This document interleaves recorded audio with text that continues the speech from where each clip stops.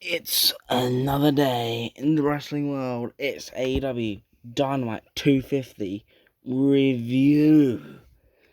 It's finally the anniversary show of AEW Dynamite, the 250th episode. And what a show. Was best Dynamite of the year by far, in my opinion. Starting off in the opening match was Will by God Ospreay vs. Maxwell Jacob Friedman MJF for the International Championship. This match was probably one of the best matches in AEW's history and probably the best match on Dynamite ever. Starting off the match, normal fists, bumps, stuff like that. Will Ospreay tried to go for his finisher so many times in the first 5 minutes. But MJF kept rolling around the ring. At one point in the match, MJF tries to escape from Will Ospreay, goes out, over the barricade, into the fans. Will Ospreay hunts him down, beats the shit out of him on the stairs in the crowd. And then eventually Will Ospreay, getting this 5-year-old girl and told the girl to hit him, and she just chopped him right on the chest, and they end up falling down the steps. And eventually they were able to maintain the match, get back in the ring, and what from there just became amazing, because they kept on going for the finishers, stuff like that. A massive brainbuster took Will Ospreay nearly lost the title just from a brainbuster. Eventually got him up, did the Panama Sunrise, stole from Adam Cole, but he's now calling it the Long Island Sunrise because he's from MJF's from Long Island. That still wasn't enough to beat Will Ospreay. Will Ospreay eventually going into this match, we're now into the 30-minute mark. MJF on the outside. MJF just walking, trying to escape Will Ospreay yet again. Will Ospreay dives under the middle rope, hidden blade through the ropes, knocked him out clean. He generally looked dead. That still wasn't enough to put away MJF. Eventually going further into this match,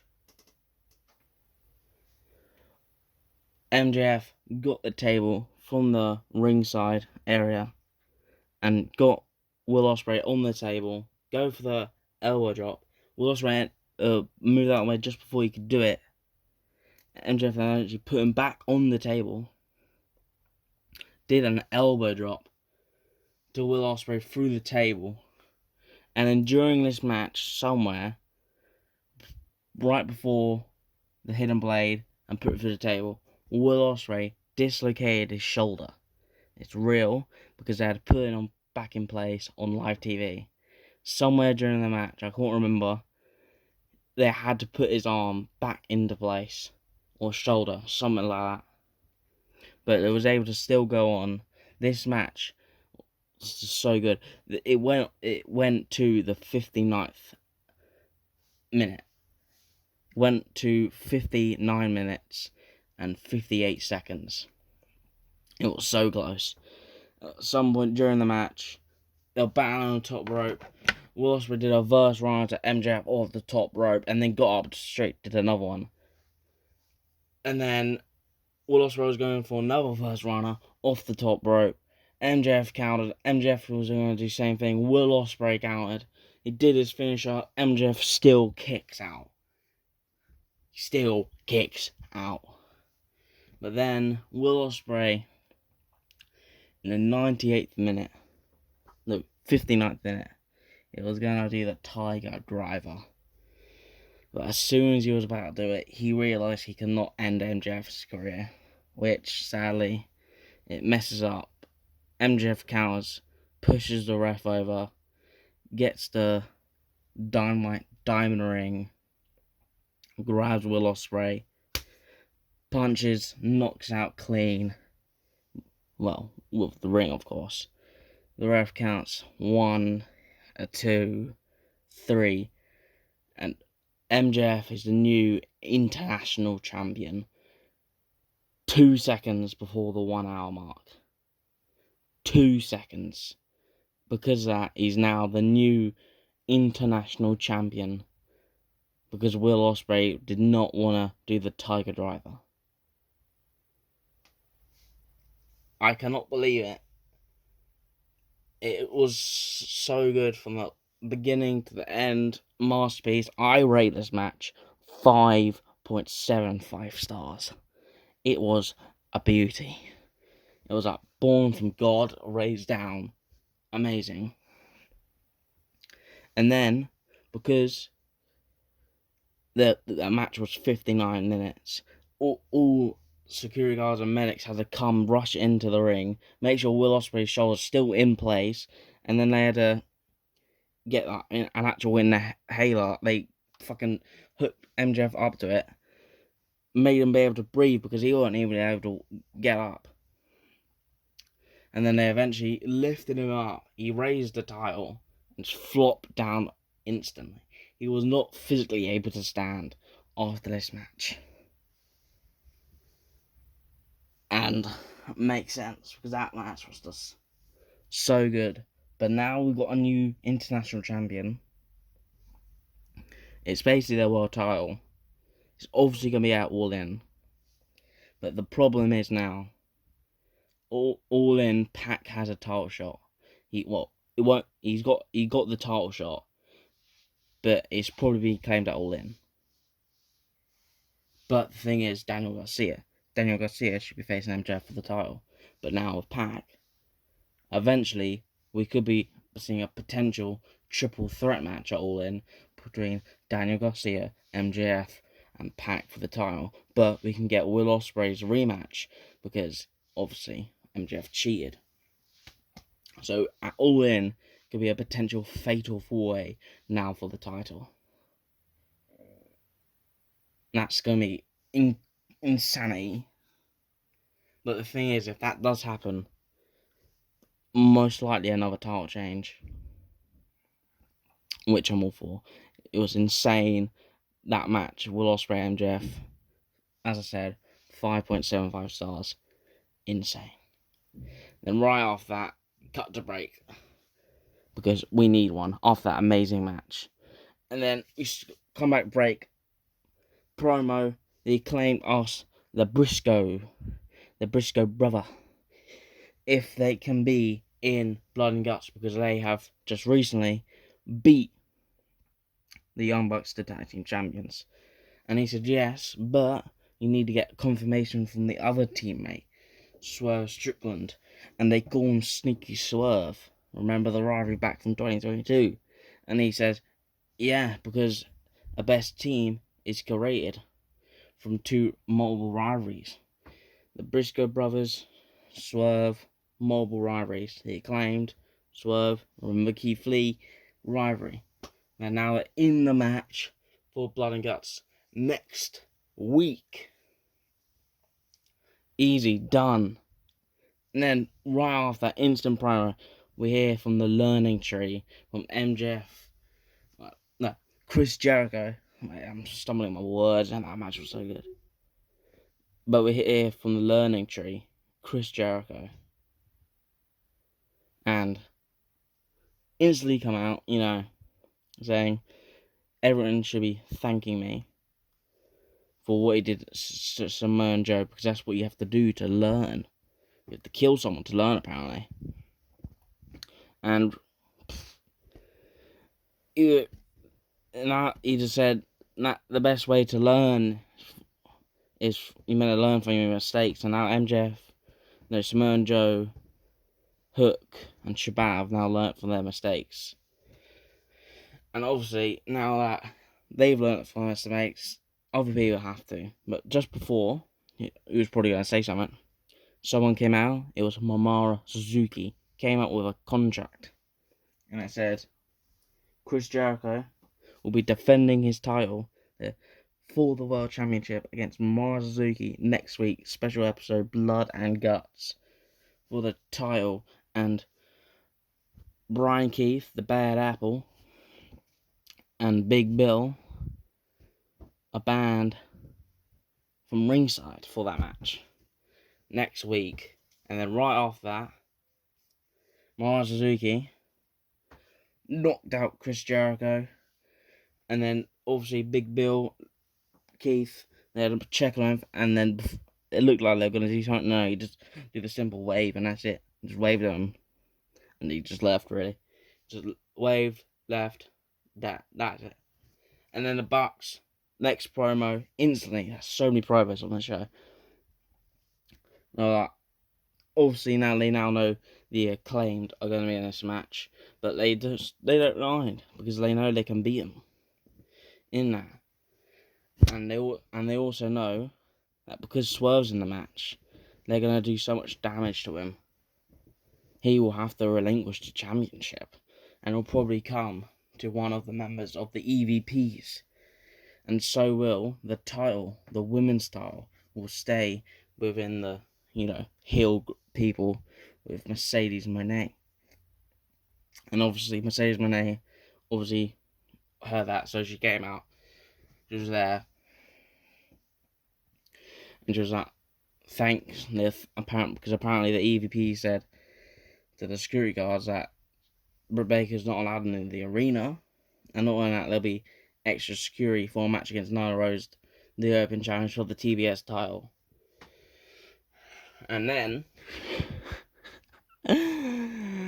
apparently Okada really likes Mercedes Moné's dance, you know, it's cool. CEO, yeah, it's really cool, everyone loves it. And he obviously asked Young Bucks if they can ask her to do the dance, and she's like, yeah, sure, she did the dance. Camera pans to Okada, and he's sweating. He's sweating like one man has never sweated before. Apparently he liked that maybe a little bit too much, if you know what I mean. And then she just walks off like nothing happened. And then instantly, Mercedes Moné, Nyla Rose for the TBS Championship. And weren't a long match, obviously, just had an hour. Some banging of a match. One point in the match, Moné got on the top rope. Nyla Rose was going to do like a power slam. She did a bulldog off the top rope, and then she got up, tried to go pinch. That didn't work. So she got up, got a glove, a replica of her own version of Britt Baker's glove, which she does with her lockjaw, and then she did the lockjaw on Nyla Rose, and ended up picking up the win in a very decent, okay match. Nyla Rose is that's probably it for her run again on AEW, but she's going back to Ring of Honor. So yeah, I would rate that match 3.25 stars. Alright. Could have went on for longer because that match could have had more potential. But the reason why is because Britt Baker was in the crowd wearing a mask. And when Mercedes Moné leaves, she saw the sign that says Britt Baker DMD's better than her. She got the sign and ripped that up. And Britt Baker revealed the mask. It was Sting's mask. And he saw it was her. And she jumped the barricade and tried to beat the shit out of her. But the security came and tried to save her after she started running away from her. And then that's it. Britt Baker got kicked out of the building again. But sadly, no confirmation of that match at all in. But it will most likely happen. Britt Baker versus Mercedes Moné for TBS title, maybe New Japan Strong Women's Championship. And then right after that, we went to a promo of Jack Perry talking about how Darby Allin White attacked Brand Cutler because he wants it. Jack Perry. He wants Jack Perry to be gone from the title scene. And well, Jack Perry assumed the reason why he beat up Brandon Cutler because of the reason what, as I said, he said, and so because of that he beat it up Brandon Cutler because he don't care. He don't really care about Brandon Cutler. He don't really care about Darby Allin. All he cares about is the EVPs and the TNT Championship. Just laid out Brandon Cutler, smashed him to this weird metal looking vault thing, and just left him there to die, really. And then Mariah May's promo right off that. Hopefully we find out why she did what she did to Toni Storm. Well, I got excited because I thought Toni Storm was coming out because they played her music, everything.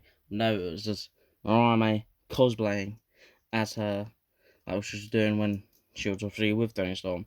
Because now she's now heel. She's now what Toni Storm is now. But when she was with Toni Storm and kind of a goodie, she was that young Toni Storm. Now she's from a Toni Storm fan now to better and bigger than Toni Storm. And obviously, apparently her whole plan the whole time was to betray and take the title off Toni Storm. But she thought it was so fun doing this nice torturing. She wanted to string on for a little bit. And then she found out about the Owen Hart tournament. Get a shot at All In. And she took the shot. And betrayed her. So she can get a title match at All In. Then she did. She did exactly what she wanted to do. But she still loves Toni Storm. I hope, well, that Toni Storm, I guess, will love her back, I guess. I thought, she basically cut her whole head open. And it made Mariah May happier, and made her love her even more, seeing Toni Storm on her knees, on all four, begging and asking questions of why are you doing this. It's because she wants to win the title in the home of her. So, obviously means this storyline's going to go really deep. It's going to get really weird. I like it. I like Mariah May. Amazing wrestler. And when you think about it, she also said in the promo that you should have been able to see her coming, because if you had to do research or you watch Mariah May before getting in AEW, she was actually a heel her whole career, they say. That I know of. So if she comes into it as a goodie, which makes no sense, you kind of eventually see she'll eventually do a heel turn, which now when you think about it, makes obviously sense of why she betrayed Toni Storm, which now obviously means, since this mass betrayal, we will see Mariah May win the world title, or I have a better theory that because of this mass killing she basically did on Toni Storm will be able to win because Mariah May is starting her wrestling career and Toni Storm has been wrestling for a decade. So it'll be a legends factor of winning. And then because of that, the reason why I think that is because I saw a couple of days ago going into this Dynamite, and Jamie Hayter is close to returning. Because she's close to returning, I think it makes sense for Jamie Hayter to beat Toni Storm because she was injured in a title defense. Jamie Hayter was that she did on Dynamite all the way back in 2022, the same week of Double Nothing. And then because of that, she had to lose. I don't know if Toni Storm was going to win the title the whole time, but it is confirmed that she had to. Really, that's why their match was so short at Double Nothing in 2022. So I think it makes sense for Jamie Hayter to beat Toni Storm, or if that is not the plan, or she can't return, I'll happily go with Mariah May winning out at All In, winning in the home, which makes sense because Saraya did it last year. Now she does it this year, and that's it for the promo. She just laid on them out after she talked and just the weird dance thing, just rolled around all over the ring, And then we got to a promo, well, past promo, after what happened to the Bang Bang Gang of Collision, that they'll be stripped of the title because of Jay White's injury. And because they're stripped, they should actually get stripped of the title. So Christopher Daniels said, if you don't give me the titles, that there'll be, well, consequences, suspensions. So they had to give up their titles, all 9 of them, to Christopher Daniels. And obviously, we got the announcement that the title match, well, re-crowning, will be this week on Collision, which is going to be could be a good match. Could be. I don't know. And then Austin Gunn, went on saying, well, a lot of stuff. Talk about Brazzers porn and that shit. Went on for a bit long. And basically, they're going to do no matter what to retain their titles. Well, I guess ruin them, I guess. Which I do want them to do. But Christian Cage just looks so good with the title. They have to put the title back on him. So, in my opinion, Patriarchy should win on Collision. But obviously leaves nothing for All In. So, in my opinion, what they should do, a DQ in that match from the House of Black, because they are in that rivalry, and it makes sense because the Patriarchy last time Buddy Matthews and everyone else was on TVs because with the Patriarchy, so they can return because Real is now returned to the WWE. That means Buddy Matthews will probably return soon. So during that match, attack on them, on the Patriarchy, to get them out of the match. And then they can go into All In, a triple threat trios match between the Patriarchy, House of Black, and the Bang Bang Gang, which I want then the Patriarchy to win. That's it. And then going on to the main event of the 250th episode of AEW Dynamite is Kazuchika Okada versus Swreve Strickland in a good match. It was good. Obviously, Okada just coming off that massive turn from Mercedes Mone. Went on for a little bit. Obviously, this match quite literally started over the 2-hour mark. So it didn't go on for that long. Couple jabs. Both did, well, Swreve did obviously the kick, and that's it. And he obviously countered a lot of Okada's rainmakers, like everyone does apparently. But the match ended quickly because obviously in wrestling, if you go overtime, you lose money. So the EVPs attacked Swreve.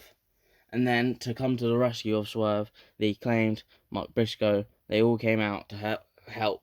But then they all started beating each other up, left Swreve in the ring by himself. And then the last member came out of Team EVP. Hangman Adam Page came out, did the stare down, but Okada beat the shit out of Swreve because, need to kill him. And then they all got into a brawl on the outside. Mark Briscoe doing that dive shit, all just knocked them all out. And then the security had to come and save the EVPs, otherwise they're gonna get fired. And helped them all the way up to the top of the stage. And then here comes Darby Allin from the fucking rafters all the way down like Sting did in the 90s and the 80s. And just looked everyone dead straight in the eyes. And he just ran straight through them, jumped on them, tapped them all. And then so did everyone else. And then security guards all got beat in the shower. So did everyone else. The show ended with complete carnage everywhere. And then that's it. It ended with everyone getting beat in the shower. And in my opinion, that is probably the best way to end Dynamite. Because the first episode of Dynamite ended exactly like that. And now this one obviously does. It was obviously an amazing show. I rated the Okada Swreve match 3.75. Obviously, actually, well, if it didn't even end in a DQ, which, because it ended in a DQ on Swreve, Okada now has a loss. What should. but they're probably going to change the rules for that. Yeah, I rated this match 3.75 stars.